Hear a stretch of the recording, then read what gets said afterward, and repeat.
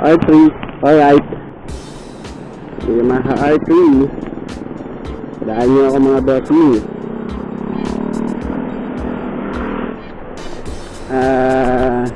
Meron tayo pupuntahan. Pupuntahan natin. Ito nga, samahan nyo ako. Nandito ako sa may MacArthur Highway, sa may Balibago, Angeles. Ay, si Kuya biglang lumili ko. Titingin tayo ng brake show and then brake pad. Yes, tayo magpapalit na ng brake show and brake pad. At itong vlog nito ay para sa how to change brake show sa ating Yamaha Mio 125S. Kasama rin doon kung saan mayroong mga bilihan ng motorcycle parts and accessories dito sa Pampanga sa may Balibago. Ituturo ko sa inyo dito sa kanto na to sa may Angel's Burger. Tama, Angel's Burger. Pasok kayo sa kanto na to. Itong isang street na to, bilihan to ng motorcycle parts dito. Ayan o, simula dyan mga motorcycle parts na yan. Ayan, mga motorcycle parts. Ito rin. Ayan. Then ito rin, ito malaking shop nila sa Dream One ba na pangalan yun. Saka yun din. Ito rin, motor shop. And then dito kay The Boy, puro RCB, meron RCB dyan. And then hanggang doon naman meron din. Pero pabalik tayo. Isa-isay natin tatanong kung magkano yung brake show. Tutod na kasi yung ating ano eh, yung ginagamit. Papakita ko sa inyo kung paano ikabit, kung bakit kailangan natin magpalit. Diba?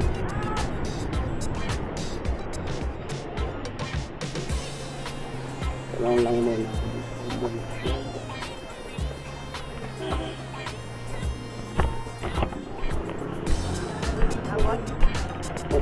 Magkano brake show nyo kuya? Brake show pang Mio ay. Brake show? Anong tatak meron ka dyan? Meron kang RCB? Magkano yung ganito? 250. Magkano yung RCB? 350. Meron ka bang chicken ito? Chicken ang tatak.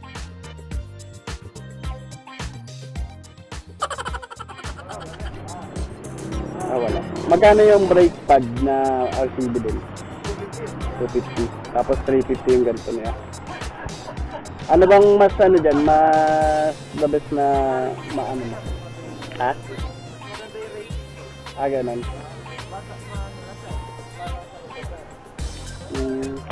Yan naman binibili dito. Yan. Meron pala dito. Wala nang tawad yun. 350 tsaka 250. May ano kayo, brake pad tsaka brake show kuya. Mio ay. Wala na po kayo. Wala kayo.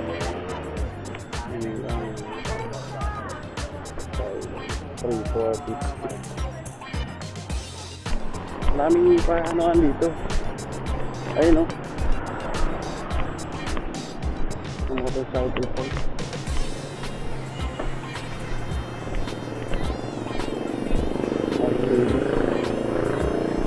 May brake show ka kuya? Brake show? Pang Mio ay? Brake show?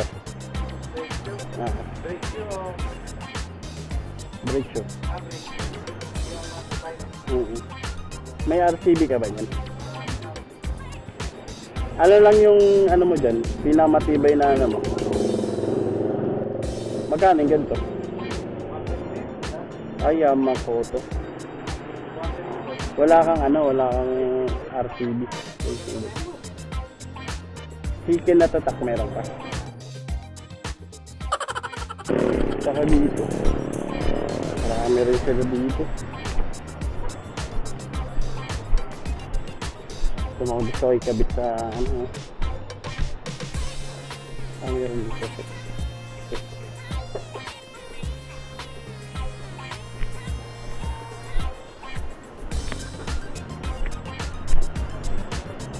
Ito.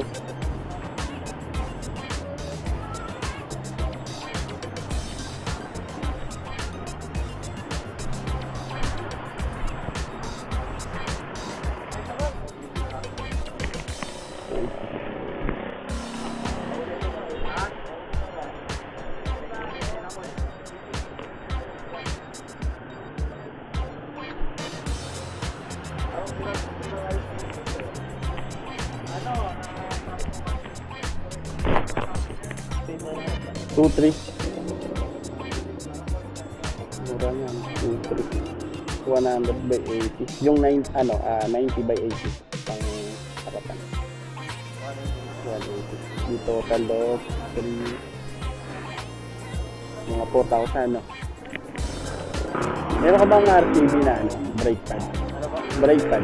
Saka brake shoe. Magkano? Meron lang po brake. Magkano? 250? Wala bang tawag doon? Ito 280, 250. 250 brake, RCB brake shoe. Patingin nga. Wala po kami RCB. Wala, hindi ba RCB yan?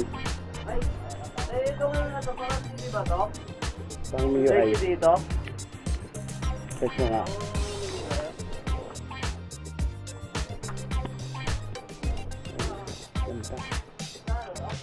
Shark. Ilan mo ito, te? 180. 380 yan? Wala na tawad? Hanggang 250 lang. Kailangan pa. Tingnan ko lang. Pang ano to? Pang Mio ay na. Hindi pala.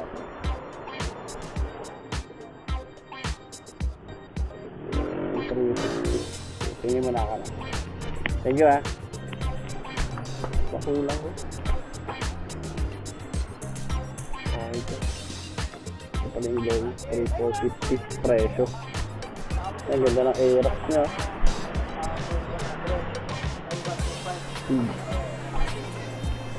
Kano bili mo na ito, kuya? Ganito. 1,1. Galing na pagka-convert. Oo. Dito. Oo nga eh. Galing. MT-50.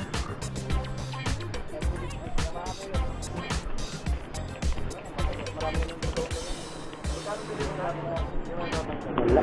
No more. Yan tayo. Balik na tayo doon kung ano.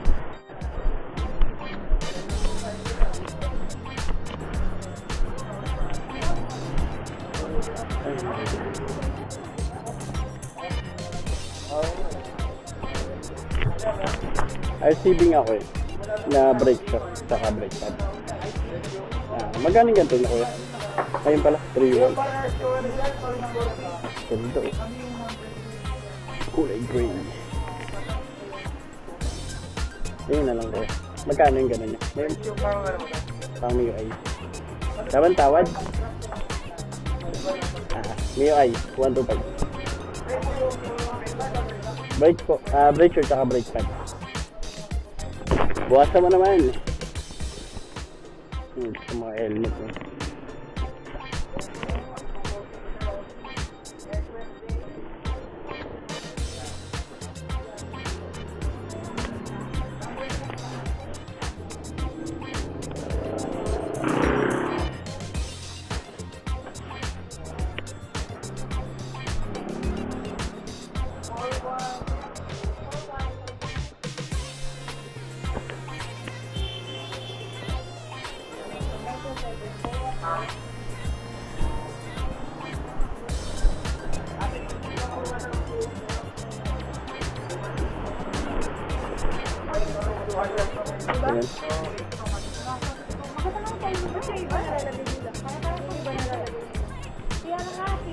Gano'n, hindi mo pwede. Taas yung tornilyo ano yun.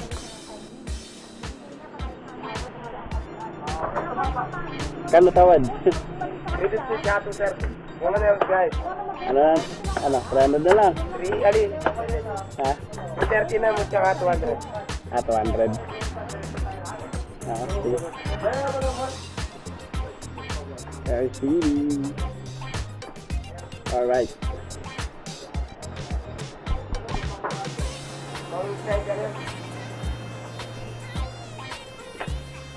Nabang speaker dyan. Nagkalit na ako ng kalit. Thank you. Kuya, 14.30 sa Ayla mo. Ayan pala. Thank you. Ano kaya? In the boy, may libre akong RCB.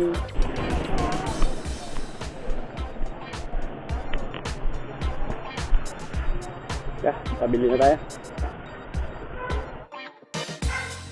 What's up mga ka-Grey Ride? Kamusta kayo mga ka-Grey Ride? Pasensya na sa ingay ng aso. Kung naririnig nyo, sana naririnig nyo naman yung aking boses.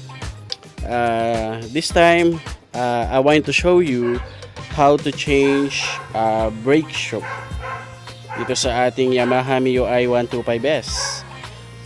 Ito ang mga kailangan natin. Kailangan natin ng yabe na ang size ay 24mm. Ayan. Then kailangan din natin ng T-range na 12mm. At kailangan din natin itong maliit na 10mm or 10. Gamit din natin yan. And then yung ating brake shoe na binili na RCB. Yan, we build riders confidence. Alright. So, ito lang naman yung nandito sa likod niyan. Sa gilid, ayan. Yan. So, papakita ko sa inyo kung paano ikabit to in a easy way. Bago yan, kailangan nating tanggalin ang tornilyo. Ito. Kasi kailangan muna matanggal itong stock pipe natin. Itong tornilyo na to at itong tornilyo na to. And then sunod yung nasa loob na tornilyo. Ayan. Dalawa yun. Ito naman sa 24, ito naman ang pagtatanggalan natin. Yan. Paano ba natin malalaman na palitin na ang brake shoe, yung preno natin sa rear?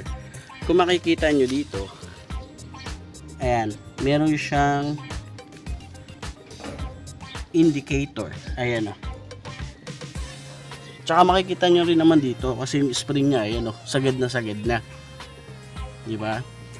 Para higit natin malaman yan, syempre babaklasin natin to para makita natin kung gaano nakapudpud yung brake shoe niya. Una, tanggalin natin to. Luwagan muna natin. Yan, pag gano'n ang ikot, gano'n din dito sa baba. Luwagan lang muna natin. Medyo mahaba yung tornilyo na yun eh. Yan. Kaya hindi nito, gamitan natin itong P. Pasok lang natin. Kaya mayroong butas yan dito para dito. Yan, pag gano'n lang din ang ikot. Kailangan kasi natin tanggalin yung stock pipe para yan. Dito sa ilalim kailangan matanggal yung stock pipe para matanggal natin yung gulong. Pag di nyo natanggal to, di nyo matatanggal yung gulong. Yan. And then yan. Make sure lang na hindi mainit yung pipe natin bago nyo hawakan. Ayan na siya. Make sure na may taga-preno dun sa harap o kaya wag nyo na lang center stand, side stand nyo na lang.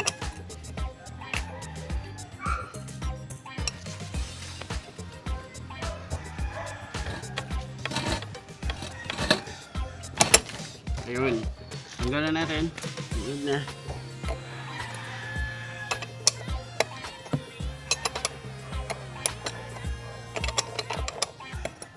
ganyan, pwede na natin siya i-center stand.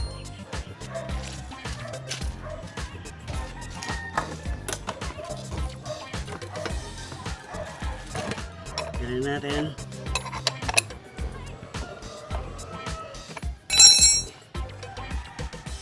Yan, tutunin niya oh. Tapos ito yung pinaka washer niya. Yan, ugutin lang natin. Yan.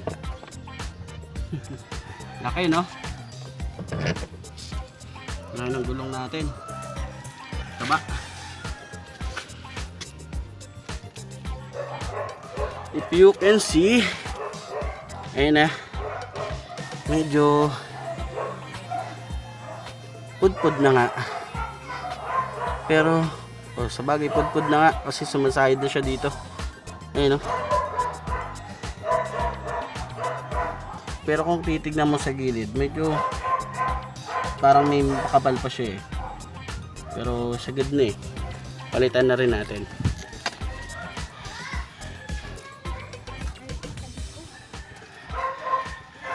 So, ganyan nyo lang.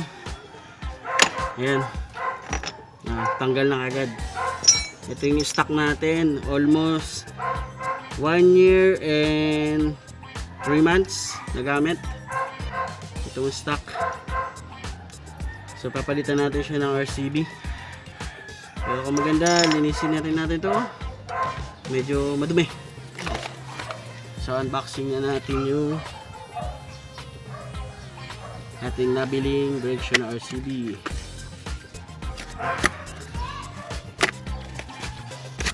Ano siya?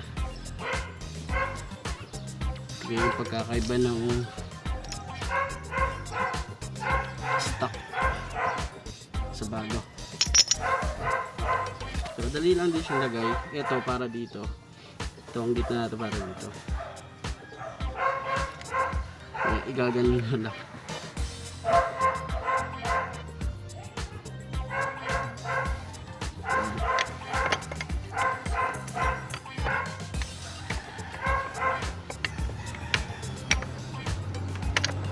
So,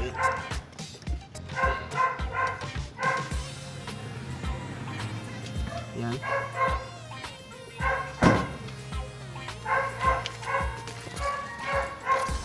Then luwagan natin yung dito.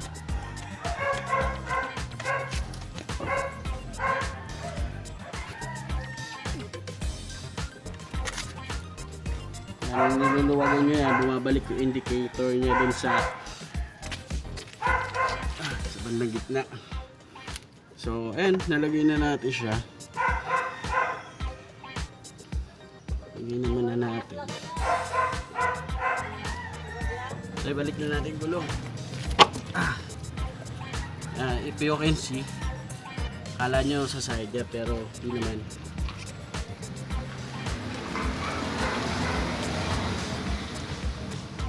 Ayan.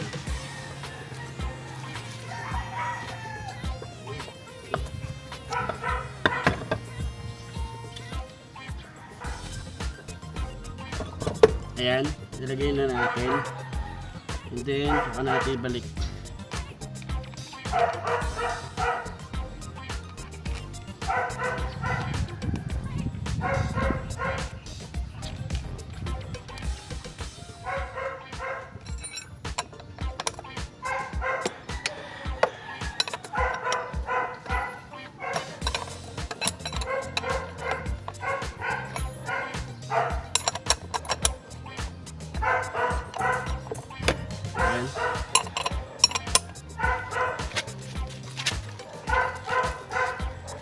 And then, tsaka nyo siya higpitan dito. Ayan, nakita nyo yung indicator. Hindi na siya lubog.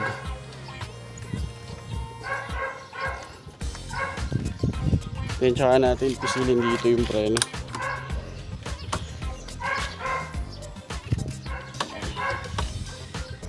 Ayan. If you can see, ayan na siya, matigas na. Medyo kapit na.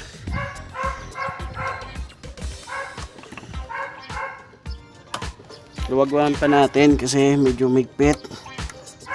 Kasi bago nga yung ano natin. And then babalik din natin yung stock part. So baka lagyan muna natin ng ano kasi medyo kalawang na, lagyan natin ng kasi ulan ng ulan. Lagyan natin ng WD-40 yung mga may kalawang dito. So yun lang gusto kong i-share sa inyo. Sana nakatulong itong quick how to change brake shoe.